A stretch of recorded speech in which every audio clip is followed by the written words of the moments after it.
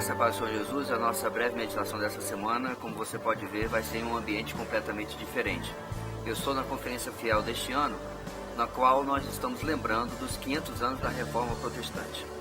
É bem provável que muitos não saibam quase nada sobre a Reforma Protestante, mas é um fato, um evento da história da Igreja que é extremamente importante ainda para os nossos dias.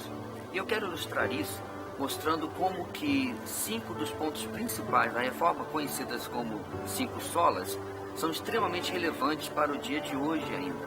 Porque hoje em dia, muito daquilo que nós temos visto sendo ensinado e propagado dentro das igrejas estão em direta contradição com aquilo que é o foco da palavra de Deus.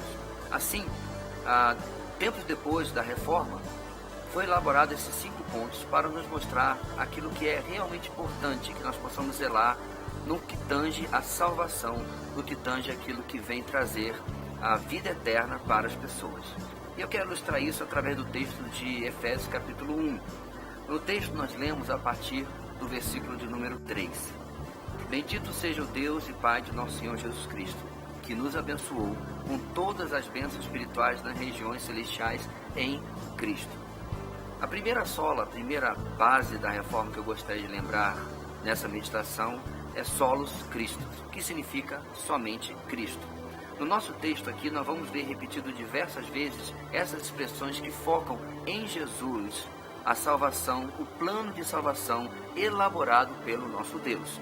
Nosso texto disse em Cristo, no versículo seguinte, versículo 4, porque Deus nos escolheu nele, se referindo a Cristo novamente, antes da criação do mundo, para sermos santos e irrepreensíveis em sua presença. Versículo 5, em amor, nos predestinou para sermos adotados como filhos, olha a expressão, por meio de Jesus Cristo, conforme o bom propósito da sua vontade. Naqueles dias, Jesus estava sendo substituído paulatinamente pelo culto aos santos por outros intermediadores que de fato não o são, e enquanto que o verdadeiro intermediador entre nós e Deus, o verdadeiro mediador, nosso Senhor Jesus, era colocado de certa forma de lado. Hoje em dia, infelizmente, líderes humanos, metodologias, igrejas, tudo mais tem sido colocado para substituir a pessoa de Cristo.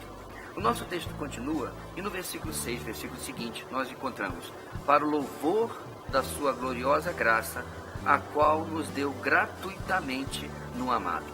O versículo 6 e outros versículos do nosso contexto vai se referir à glória de Deus. A segunda sola que eu queria lembrar hoje é Soli Deo Gloria, somente a Deus a glória.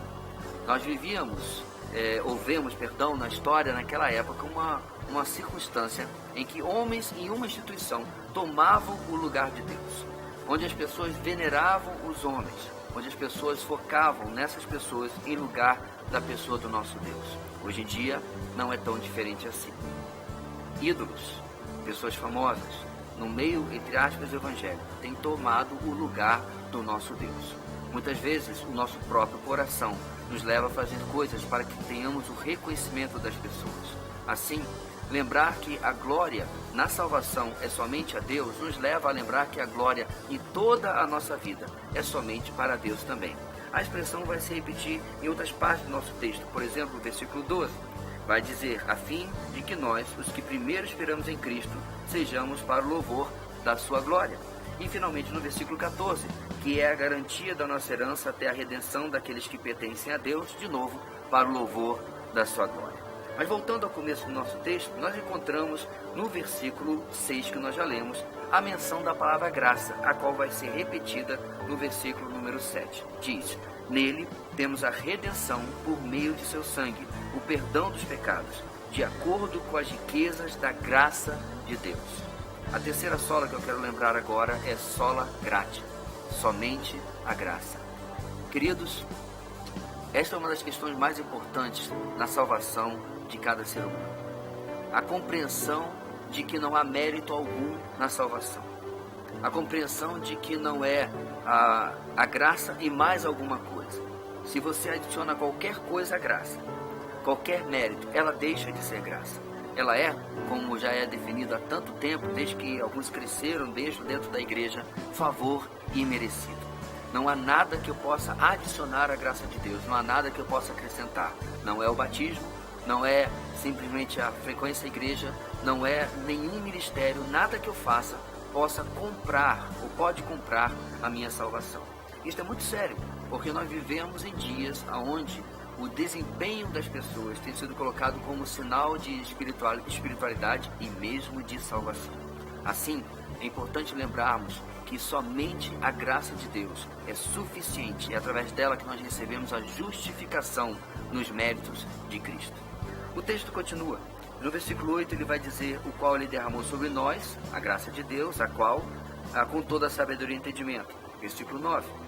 E nos revelou o mistério da sua vontade, de acordo com o seu bom propósito que ele estabeleceu em Cristo. Eu quis desprender desse versículo 9 a nossa quarta sola, que é a sola Escritura. Aonde ela se encontra?